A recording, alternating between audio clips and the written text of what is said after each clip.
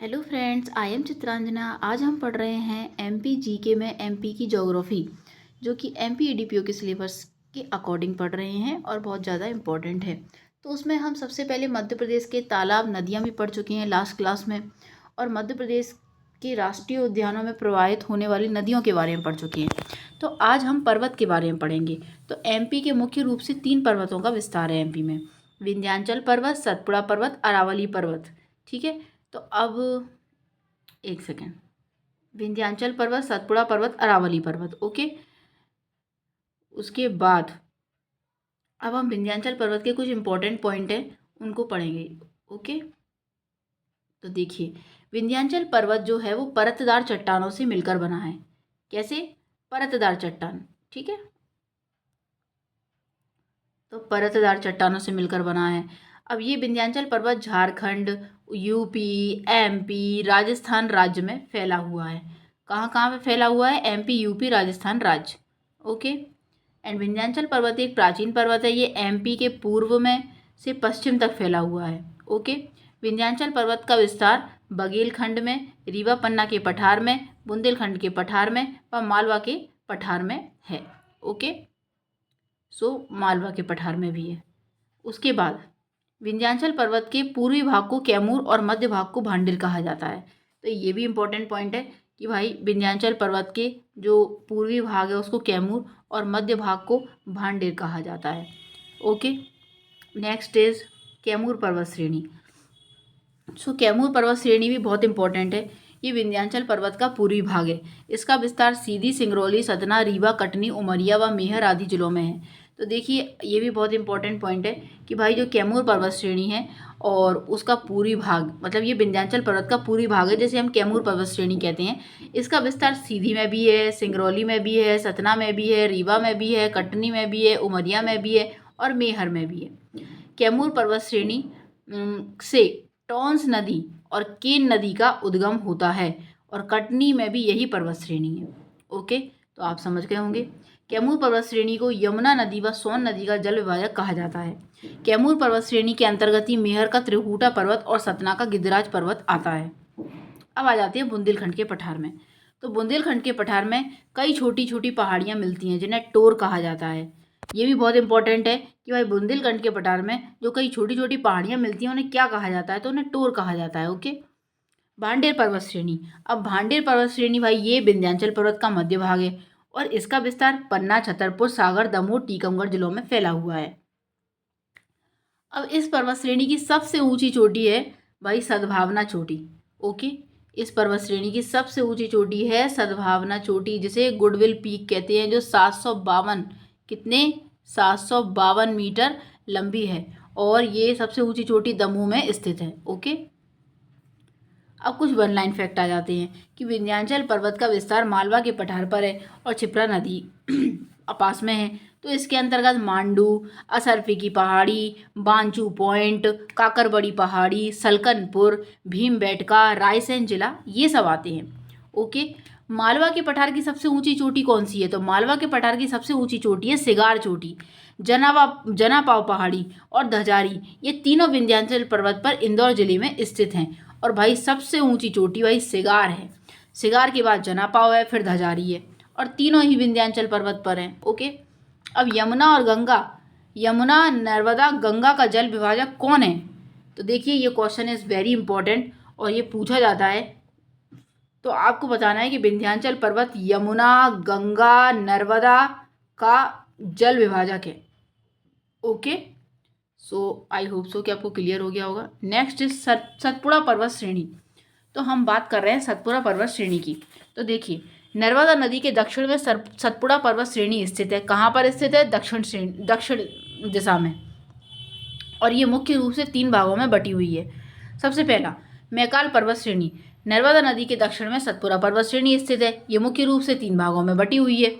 ये सतपुड़ा पर्वत श्रेणी का पूर्वी भाग है। इसका विस्तार एमपी के सिवनी, छिंदवाड़ा, बालाघाट, मंडला, ढिंडोरी, अनूपपुर जिले में है तथा मैकाल पर्वत श्रेणी का विस्तार छत्तीसगढ़ राज्य में भी है।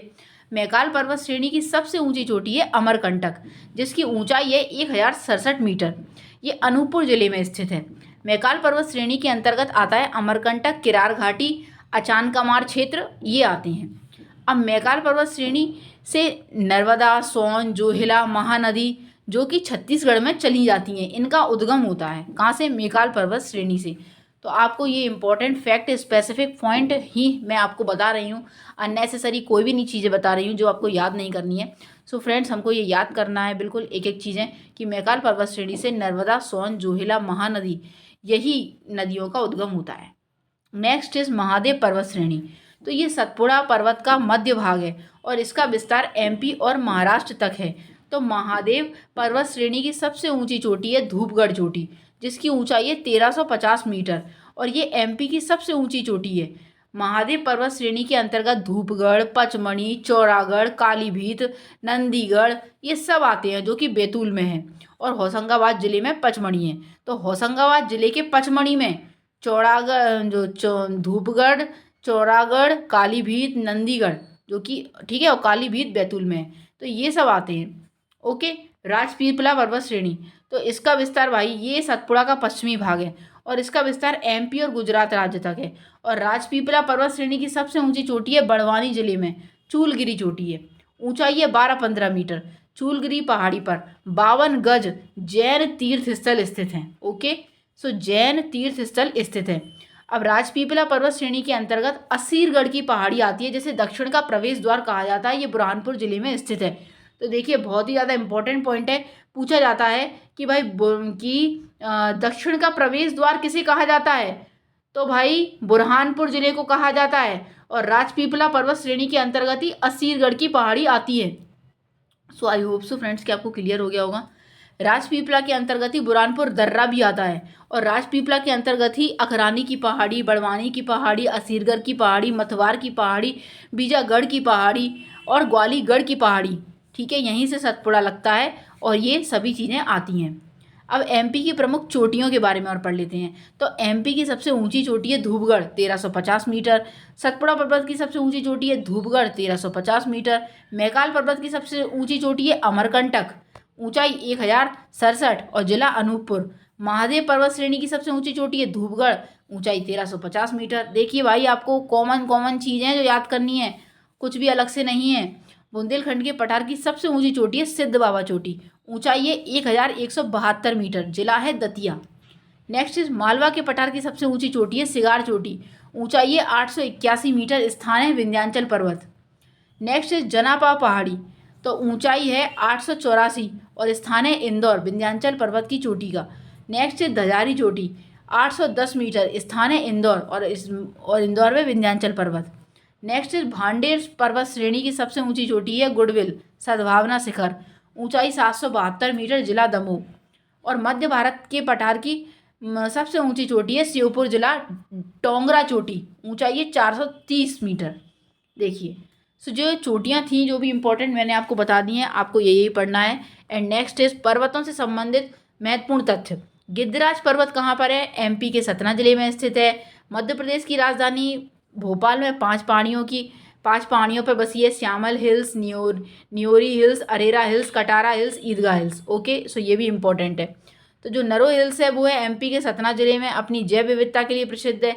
लाजी हिल्स है वो बालाघाट जिले में है तथा गोपांचल पर्वत पर स्थित है और ग्वालियर का किला इसी पर्वत पर स्थित है। और लम्हेटा हिल्स ये जबलपुर में है और एमपी में सर्वाधिक खनिज मैकल रेंज में स्थित है। मेहर का शारदा का मंदिर त्रिकुटा पर्वत पर स्थित है और सतना जिले के चित्रकूट में स्थित कामदगिरी पर्वत विंध्याचल पर्वत का हिस्सा है।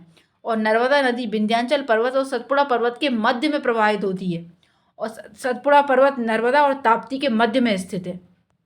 सो आई होप सो फ्रेंड्स कि आपको कुछ इंपॉर्टेंट फैक्ट जो थे वो क्लियर हो गए होंगे आपको। और हमने कुछ हिल्स के बारे में आपको बताया है और कुछ पर्वतों के बारे में आपको बताया है, ठीक है, चोटियों के बारे में आपको बताया है, पठार के बारे में आपको बताया है। सो आई होप सो फ्रेंड्स कि आपको क्लियर हो गया होगा। बहुत ही ज़्यादा इंपॉर्टेंट है ये पॉइंट और जो भी इंपॉर्टेंट पॉइंट हैं मैंने आपको वही चीज़ें बताने की कोशिश की हैं क्योंकि ये एग्ज़ाम के पर्पज़ से बहुत ज़्यादा इंपॉर्टेंट है। और जो स्पेसिफिक है और आईएमपी हमने वही पढ़ाया है और वही स्पेसिफिक चीज़ें पढ़ी हैं, तो ये आप ज़रूर याद कर लें। एंड मिलते हैं नेक्स्ट क्लास में। So thank you so much friend for watching me and listening me.